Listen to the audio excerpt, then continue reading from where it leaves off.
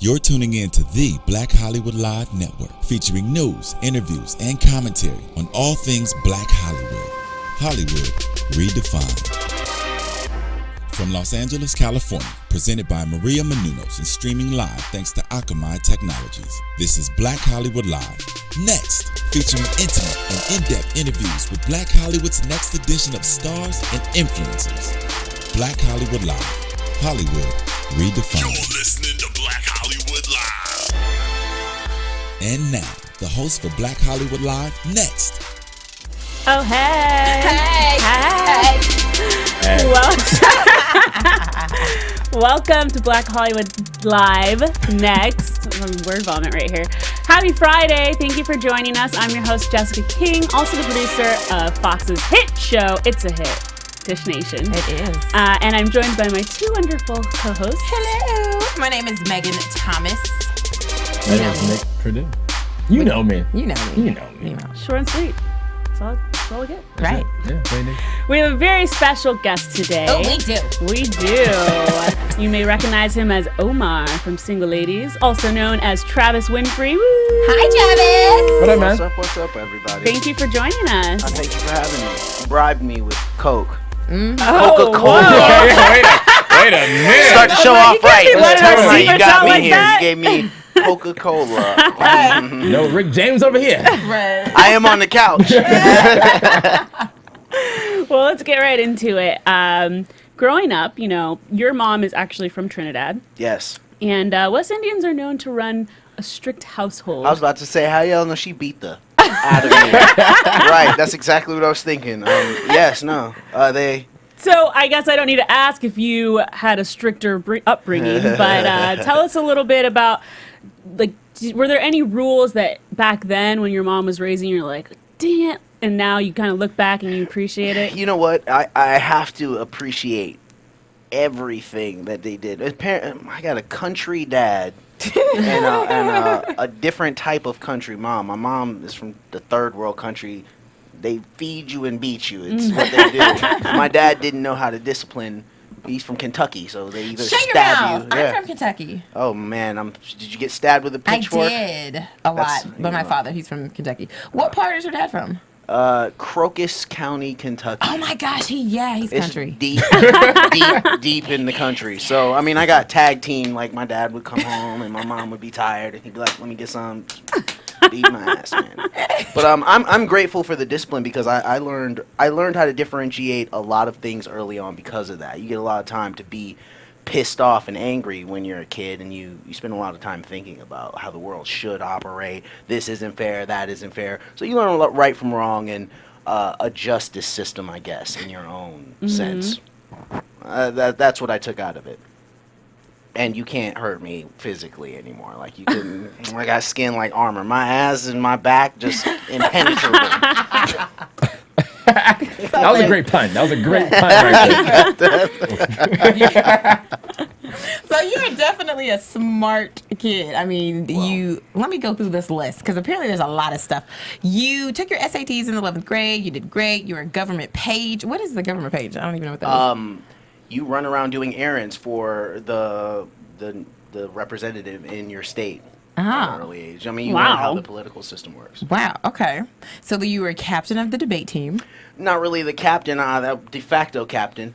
Yeah, I mean, it was a small magnet program, so it circulated and no one else wanted to do it. None of us really wanted to participate in this. It's the funny thing about the magnet program is you get taken out of the easy class and put into something that is a smaller number, and in high school and middle school, you don't want attention. Right. You want to draw or get recess or whatever it is, but we had a different type of social studies. So yeah, you were in the advanced placement. Yeah, magnet fun program. Fun times. That's because of my mom, third world country. There you go. Education is important. No other option. Right. Yes. It's very important. Yes. You know how that goes. Right. And lastly, you studied astrophysics at Georgia State. Yes, before I dropped out, that was what my major was. I wanted to study physics was something that was it made sense to me. I love science, and I liked the action and the reaction of physics, the laws, the set standards, and then stars and planets. You add that in there, you got astrophysics. quickly dropped out of college, though, and joined a boy band. And joined a boy band. Yeah. That's the story of my life. What made you go, I'm going to choose a different entertainment type of career versus being a Nobel Peace Prize winning astronaut? Well, honestly, the performance part of it was always there. I don't think that I was ever going to sit in an office or listen to somebody else tell me what to do. I never felt that was going to happen. I was just following the motions. It was either that or electrical engineering. That's how it was in my mom's house. So the different type of entertainment industry is it just is where I fell into. I mean, every job that I had, I lost and then ended up getting something else that led me towards this, The band thing was a character education group. We got dropped from the labels after I had that big merger, and I was just stuck in New York, and somebody found me and told me I should act. Everybody was doing a Scarface monologue at some competition, and I did Next Friday. Thanks, Mike Epps. That's how it happened. Was your mom upset that you wanted to take the entertainment route? Honestly, I left school. I mean, I left home and school pretty early, so I graduated high school on my own, but I didn't stay at home so much. That was... My parents didn't really have much of a say after I was 16. Okay. Catch my drift. Yeah. Yeah. Doing your own thing. Yeah. Oh, so you are also mixed with Italian, Yeah. right? So Yeah. what was it like growing up as a biracial kid? So, funny story is I didn't know that my biological dad, or my dad who raised me from Kentucky, was not my biological father. I didn't find out until I was 15. I found a picture of this guy, just stood like me in a picture that my mom had, and I had to ask her who he was. So, long story short, she told me, yeah, that's your biological father. I had just finished making fun of my sister, telling her she was adopted, too. Hilarious. So, I spoke to him once on the phone, and, he told me about himself and where he came from. He was adopted as well, so he told me as much as he knew about him, and that was it. He was an important but absent figure in my life. Interesting. So how did you identify yourself? I never did. I just knew I didn't want to be like the negative representations I saw around myself. When I'm, there's a lot of mix in Atlanta, and I'm a military brat. So going from New York to Kentucky to Atlanta to the suburbs of Georgia to the city of Atlanta, you see more of what you don't want to be like, as opposed to what you do want to be like. I never wanted to be like anything. Just didn't want to fall into that category. Yeah, no, but like, did the kids in school, like, did they kind of identify you as, Oh yeah, you get the light skin jokes. Light skin's out of style, blah blah blah. Yeah. Shamar Moore, which is hilarious now that I actually see him in person. Or the DeBarge, but I can see that. That's funny. That's funny. That's yeah, funny. so, That's funny. That would have been my it was always a badge of honor to me. I'm like, Yeah. thanks, Right. thanks. I enjoyed it. I never had a negative feeling about being biracial. It just opened up more doors for me than I thought possible. Okay. Well, and both Trinidad and Italy have amazing food. So if you had to pick one, which one would be your favorite? Oh man, that's hard. I would have to go with Trinidadian because Trinidad is such an eclectic mix of cultures. They have Indian from India, Asians. So you hear an Asian woman with a Trinidadian accent. That's some blow your mind first time you hear that. So you get a mix of everything. You get curry, you get rice. You have a little of Italian influence in there, I'm sure. I mean, it's everything in Trinidad, so I would pick Trinidadian food any day. Well, singing has been a part of your life for quite some time. You briefly mentioned earlier that you were in a boy band. Yes. Tell us a little bit about that story and how you got involved with that. Well, that's a funny story. I was in school, I was doing okay, and I had a girlfriend who wasn't so okay in our relationship. And I found out about it, and I was holding it in. I was picking her up from work one day, and I came in early, like, at this club, and I was just singing some Genuine song. The guy walks past me, just totally thought he was BSing me. It's like, yo, man, that's good. You should hit me up. He was drunk. He handed me a card. It turned out to be Kyle from Jagged Edge's cousin. He took me to their house and recorded a little demo. A few months later, some guy from So So Def, like, heard it on his desk. And I had confronted my girlfriend, and she was going to Sweden. So he said, "You have 2 weeks, and we're sending a character education group out on the road. You can come or no." And I put all her shit out. And I dropped out of school, and I went, and I did that for 4 years. Wait, so you actually called this guy? Yeah, I called him back. Yeah, I had nothing to lose. I Right. called him back. You know, they were replacing somebody in one of those corny groups that goes to your school and does like, you know, stay in school, kids, and don't do drugs. I was that guy. I dressed up as like Lil Romeo and Michael Jackson. I breakdanced and sang rock songs, and we set up our own equipment. And so I learned a lot about performing in that. I learned to not have any vanity. And I also learned how to perform with a group. And we actually became something. We started doing Disney shows. We got signed, and then we got dropped, and then I ended up in New York acting. Nice. Well, before I move to my next question, I'm just going to ask you if you could move your mic a little closer to your mouth so we could hear you loud and clear. Thank you you. got it. There you go. There you go. All Are right. you allowed to say what your group was called? Yeah, it was called Next Page. I mean, you can try and find us. Good luck. We made sure we cleaned all that out. Yeah, we cleaned it out. I'm sure we could find something. No, we have some somewhere. throwbacks. Yeah, we have some songs. Maybe next time I come by, I'll bring And what some. what Genuine song did you sing? Oh my gosh. Give us a little snippet. Pony. Damn, well, I don't even remember what Pony? it was. No. It was something way more pissed off than that. Like my girl had just cheated. It was I worked my finger. Said I work my fingers down to the bone. Oh, there we go. Yeah, you know that song? Yeah. Put it down from 9 to 5, so you should know. I was singing and dancing and pumping and grinding. Oh, Yeah. I think that's how it went. But Okay. yeah. Yeah. Woo! There you go. That'd have been me. Next Yeah. time. Yeah, no, I got the job. Apparently. Well, you now have a band called Peachtree Industrial. Yes. How yes. is this band different than Next Page? Well, Next Page was we were not actually a group. We were just 5 guys who didn't care, and then we became a group. We all learned how to harmonize and sing and dance and do the choreography. And Peachtree Industrial is just what I always wanted to do. It's funk and rock. It's all the stuff I grew up on, like Earth, Wind, and Fire, and you know, P-funk, and just every influence I've ever had, a little R&B, and everything I ever learned. It's that with just guitar, bass, drums, vocals. What can we look forward to from Peachtree Industrial? Well, Peachtree Industrial's coming out. It's been very difficult with the show. I'm grateful for Single Ladies, but it has taken every ounce of my time doing that. So I had to put the band on hiatus until this summer coming up. But we will be having our single come out. It's called Chasing You. You'll hear it Ooh, soon. I will looking make forward sure. to I'm it. holding everything close to the vest right now. Nice. I'm excited because I like to sing. Uh-oh. Yeah, it is. It is kind of sad. So you started acting pretty late, you know, more than most people, about 24, right? Yeah, like 24, 25. And a lot of people feel like right out of high school, I'm going to be an actor. Yeah. I'm going to make it. Did you ever feel like you had to play catch up with the competition? I did there for maybe 2 years. Okay. Yeah, I mean, you of course you put your time, constraints on yourself. You say I got to make it by the time I'm 25, or I got to do this by the time I'm 30, and then when you realize you're not in control, you quickly let that go. Quickly, Right. yeah. It was very easy to let that go when I realized I'm not in control. And plus, you get more parts when you're older. The more things open up, especially as black male. Right. Sure. Well, you had been acting in LA for about 4 years, and you decided to take a year off. You went Yes. to Atlanta, and Single Ladies kind of just happened. Like, Yeah. talk about right time, right place. Are you a firm believer in, you know, everything happens for a reason, everything happens when it's supposed to? I wouldn't say I'm a firm believer of the whole, like, you know, everything happens. You got to get up and get off and do something, you know. I think you have to go get it. But, yeah, serendipitous.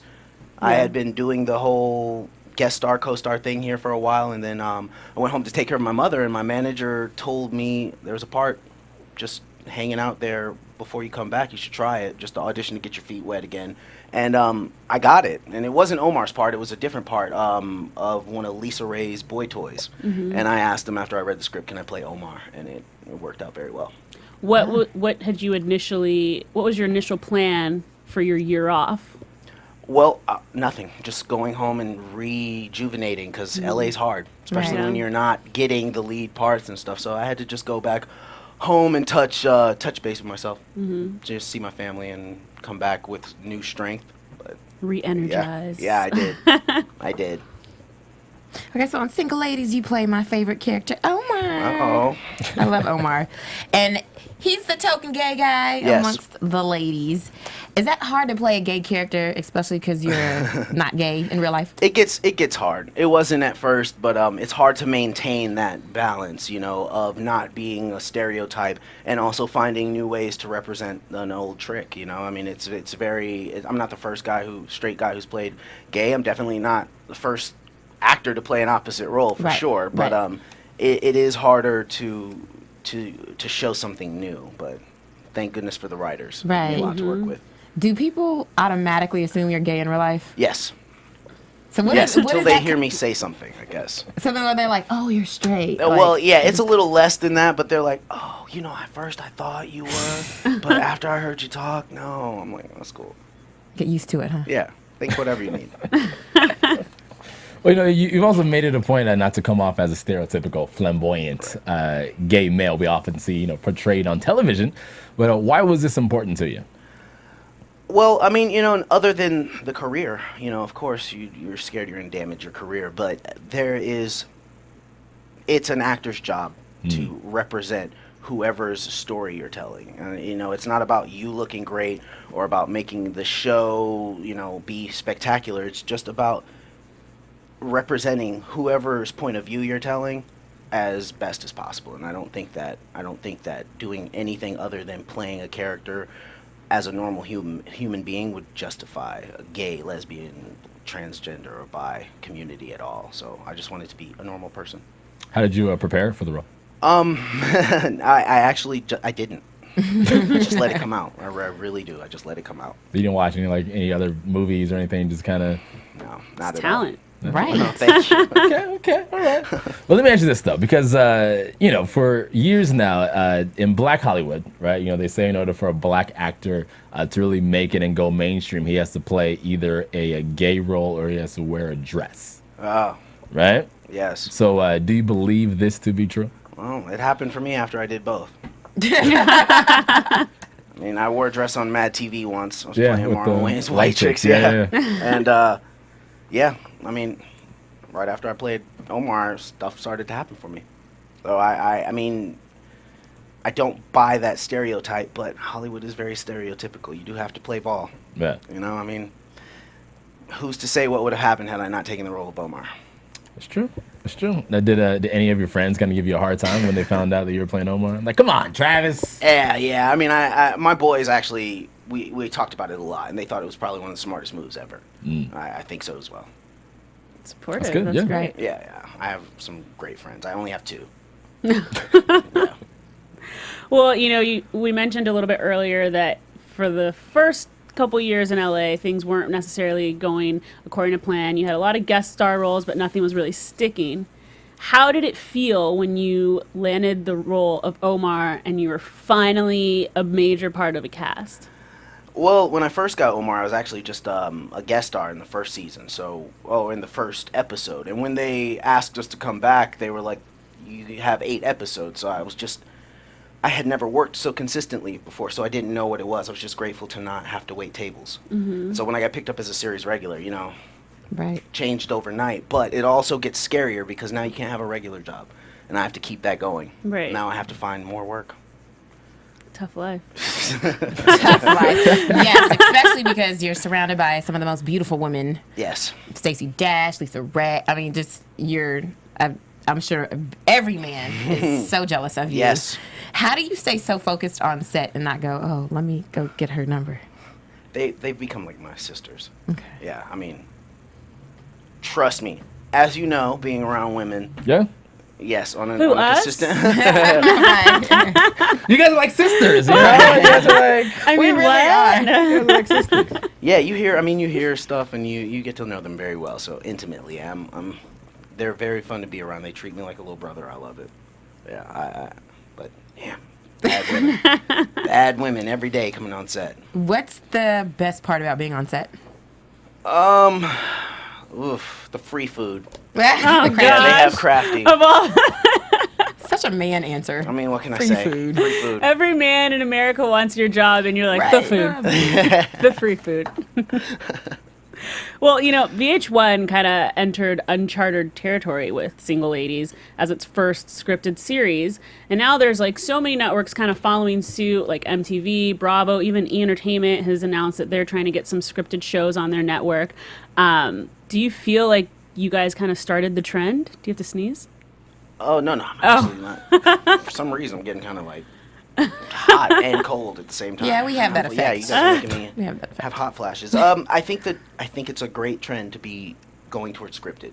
I know that E! Entertainment has been looking for it for a long time, and that's a great sign as well. I think being the flagship show on VH1, they're very supportive, and just their other show, Hit the Floor, they have 2 other shows they're filming right now, so I think that is the trend. I hope it stays that way. It's putting a lot of actors to work. Knowing that VH1 kind of took a chance with you guys as the first show, does that make the success even that much sweeter? Yes, yes. It's kind of like we told you so. Everybody thought it was it's a reality show, and if they're a reality network, it probably won't work, but we're back. Nice. Okay, so when beautiful Stacey Dash was on the show, she there was rumors swirling around that her and Lisa Ray got in a cat fight, so that's why she left. But then, in a statement, she said it was because she wanted to spend more time with her kids. That's actually true. It is true. Yes, her kids were on set, and she was kind of heartbroken a lot when every week it was hard for her to watch her kids go back. She had a little 7-year-old daughter, and her son was like 20. So, I mean, her daughter was adorable. I could see why. Right. We film in Atlanta. If we filmed in LA, she'd probably still be on the show. Right. How did that affect you guys? Did you know that was coming? No, terrifying. Wow. You don't know if you're going to come back for another season. Your captain is gone, so. And then just, she left, 2 weeks before season 2 was set to kick off. And Well, yeah, we knew. I mean, we knew a little bit before that. Okay. But you never know, especially me. I'm new to the biz, so I had no idea what the protocol for that Right. was. I just assumed I was out of work. Right. And you were like, darn you, Stacey Dash! I told her, please don't do this to me. On your knees. Right. So then she was replaced pretty much by Denise Vossi. Yes. Denise Vossi's character, Raquel. What was that transition like with a whole new storyline, a whole new person? Well, we all showed up on the same day, honestly. Denise and I had contacted each other in New York. We were both there at the same time and just talked about the show for a little bit. So it was really smooth transition. That's good. We all got along so well right away. Okay. Do you still keep in touch with Stacey? Every now and then, I email her every now and then. Oh, that's good. That's nice. That's nice. What's the hardest part about not only being a black man in the entertainment industry, but being a black and white man? It's honestly harder to get placed. You have say if Samuel L. Jackson was going to play my dad, they have a lot of explaining to do for my mother. I think times are changing a little bit more, but as a light-skinned actor, you're not what they're looking for when they say African American. Right. Yeah, they'll normally say multi-ethnic or mixed, which is very rare. Okay. Do you think that's like a double-edged sword, though? Because I feel like a lot of ignorant people out there, if they were to see that you had a white parent, would be like, what? Like, Right. They wouldn't recognize that you're mixed with Like, Right. what? He's not Dominican? Right. And I get Spanish a lot too, Right. but it's one of those things that you can't control. We can't control it. Thank goodness. Writers write what they know. So Stacey Littlejohn wrote a lot of light-skinned people, and I'm grateful. That's awesome. Light skin is in. Is it? It's always in, honey. Is it Megan? Okay. Too bad I'm on Team Chocolate. But how has playing the role of Omar affected your love life? Well, I mean, I've had a pretty steady girlfriend for a long time, but Okay. it makes it you can't trust anybody anymore. I don't know if girls are attracted to me because of what I am or what I am doing. Ah, gotcha. Yes, you never know. It's a very thin line. Even the ones that you knew before, all of a sudden they're just a little more interested. I'm not sure why. Right. TV does that though. Right, it has that effect. TV does that. Speaking of the show though, because it revolves around the age-old question: what do women really want? So, have you found the answer to this question? Tell us. Yes. Women want to know what they want. Good answer. Good answer. I don't know. I know. Changes all the time. I don't know. You like my cop-out answer? Yeah, that is a good I answer. don't know. I have Nick no needs idea. help with this question also. I definitely do. You and me both, man. Both lost. I'm lost completely. That's a safe answer, so your girlfriend won't be mad at you, right? That's a safe one. You hear that, babe? What are some sorry. great qualities about your woman? She's very understanding. I mean, she's like, you got to be very understanding to date somebody in this business. I mean, I throw temper tantrums. I get depressed. I'm like, no one's ever gonna book me again. No one loves me. Blah blah blah. You know, and she's there to either be mean at the right time or to be soft at the right time. You know, I'm very lucky. It's important. Well, now that your acting career has taken off, the possibilities are endless. You're soaring through the wind. You know, you already work with a stellar cast. Like, who are some other actors that you would love to work with someday? Oh wow! I mean, that's a tough one. I would love to get a chance to work with Will Smith. I would love to work with, Ryan Gosling, maybe Robert Downey Jr. Some of the guys that are doing big things now. Me and Ryan Reynolds. Mm-hmm. Maybe Kevin Hart and I could do Bad Boys, a TV series. You better put that out there. I got it. Got it. Are there any roles that you like have your heart set on that you would love to play someday? No. No? I'm open to whatever's coming. I can't foreshadow any roles because that will never happen. I'll torture myself Right. unless I write it myself. Right. Yeah. Well, you have stepped into producing with the TV show. I'm gonna mess this title up. It's Brooklyn. Breuckelen? It's Breuckelen, say Brooklyn, it? yeah, it's just okay. Brooklyn. Okay, because it's spelled a whole bunch of E's in there. Yeah, I know. That one I can't talk about too much, but the other one, Last Hours, is the feature film. That one is involving my band doing the rock music, so it'll have a lot of sex, drugs, rock and roll, and I get to sing. You'll hear me sing for the first time on that. There you go. Not the first time. We just heard it a little We while sure Oh, ago. that was not singing. Come on. I was like coughing into the mic, the lyrics. Yeah. What made you want to be a producer, and how has the experience been? Well, like we previously said, that's the only way you can control your career. Yeah. And it has been very difficult. Nothing has been produced. It's a lot of learning the first 10 times until you actually become a name or you get some name credibility, and then people answer the phone now. Now I can get stuff produced because I've proven it. So I think it's a catch-22. People have to know you before you know them in order to get your project done, and that's how it's turning out. It's working out very well. Very fast now, though. A lot faster than the 10 years before. Right. Wow. Well, speaking of some of the 10 years before, what were some of the major difficulties that you've faced in your career? You know what? It hasn't been difficult. It's been a great journey. I can't complain. There have been ramen times, the hard, poor times, but it's not difficult. I'm very aware of other people's struggles. I think it would be difficult if I wasn't trying it. No, that would be the hardest part. People sitting at their desk, they want to do it, but they're not giving it a shot. Right. Yeah. Yeah. What has been the biggest lesson that you've learned so far through this journey? That I don't know anything. I really have learned to realize that I don't know. I don't know anything yet. I'm still open to everything. Okay. That's a good answer. I like that answer, actually. Now, have you had any, crazy fan experiences? Because, now that you're Omar, everybody's checking for you. Yeah, I get some weird comments every now and then. It's Like fun. what? What that peen do, daddy? It's my favorite one. Not in that accent, though. Yeah, that's real, what that that's spelled real. it like that. That's South P-E-N-D-E-E-D-E-Y. What that peen do, daddy? But no, all the fans are great. They're fantastic. They make it all worth it. It's better than the check. Okay. Almost. I'm about to say, like, you sure? yeah. You want to say that? Retract that statement. Right. Well, now that you've been at this for a while, what is your advice for aspiring actors? Believe in yourself. Believe in yourself. No, never believe. If there is something that someone says you can't sing and act, do that. Do that. Just break all the rules. That's my number one piece of advice. Break every rule you can. Looking back on your career on the past 10 years and whatnot, is there anything that you would do differently? No. No.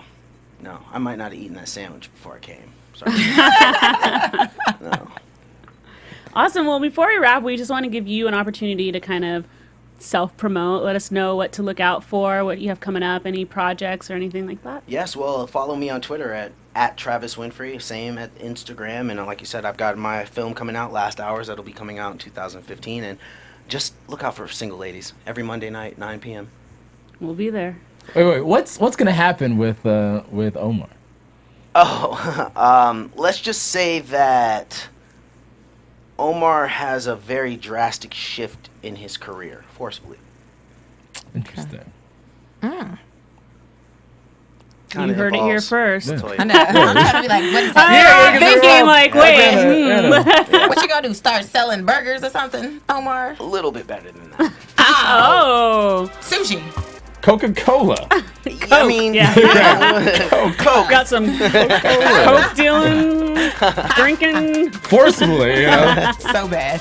Where can we find you guys online? As always, hit up that Twitter, that Instagram, and that Facebook at Meg Scoop, like scoop of ice cream. You can find me all over the internet at the Nick Perdue.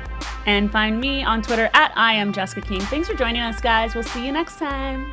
From producers Maria Menounos, Kevin Undergaro, Phil Svitek, Muriel Princeton, and the entire BHL staff, we would like to thank you for tuning in to the Black Hollywood Live Network. If you have questions or comments, tweet us at BHL Online or email us at info@blackhollywoodlive.com. For more exclusive content, visit blackhollywoodlive.com. This has been a presentation of the Black Hollywood Live Network. Hollywood Redefined. The views expressed here are those of the hosts only and do not necessarily reflect the views of BHL or its owners or principals. Thanks for watching Black Hollywood Live on YouTube. For more in-depth interviews and news, subscribe to our channel here and be sure to share your opinion in the comment section below here. See you soon, everyone. Bye.